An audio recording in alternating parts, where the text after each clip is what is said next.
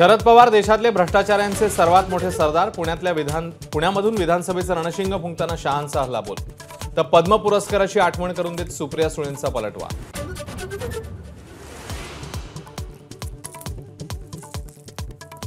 Uddhav Thackeray Aurangzeb fan क्लबचे नेते. अमित शहांचा हल्लाबोल. संभाजीनगर नावाला होणाऱ्या विरोधावर बोट ठेवत टीकेचे बाण.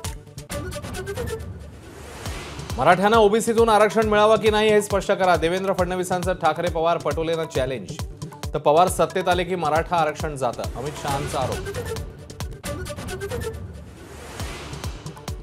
राजकारणात कधी तह तर कधी सलगी करावी लागते. अजित पवारांशी केलेल्या हातमिळवणी संदर्भात फडणवीसांची स्पष्टोक्ती.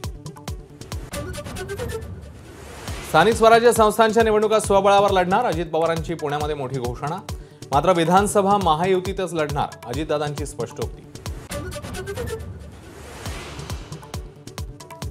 अजित पवारांचा उद्या वाढदिवस, पण कार्यकर्त्यांकडून आजपासूनच जल्लोष. केकवर मुख्यमंत्री होण्यासाठीचा मेसेज. इगतपुरीचे काँग्रेस आमदार हिरामण खोसकरांनी मुख्यमंत्र्यांची घेतली भेट. विधान परिषदेमध्ये क्रॉस वोटिंग केल्याचा हिरामण खोसकरांवर संशय.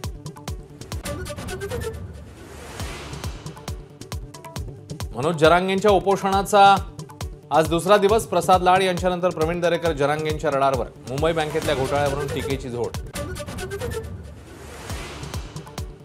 मुंबईला दिवसभर झोडपल्यावर पावसाने घेतला ब्रेक. अनेक रस्ते पाण्याखाली गेल्यानं वाहतुकीची बोंब. पुढच्या 24 तासांसाठी अलर्ट.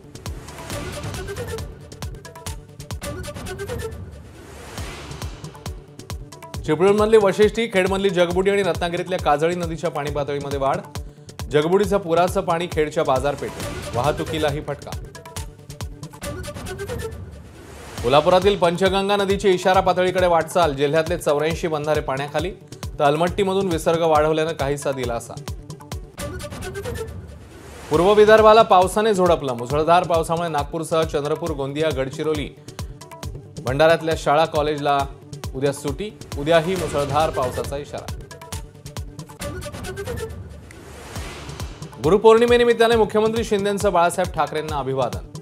ठाण्यातल्या आनंद आश्रमात दिघेंनाही अभिवादन. एबीपी माझा, उघडा डोळे बघा नीट.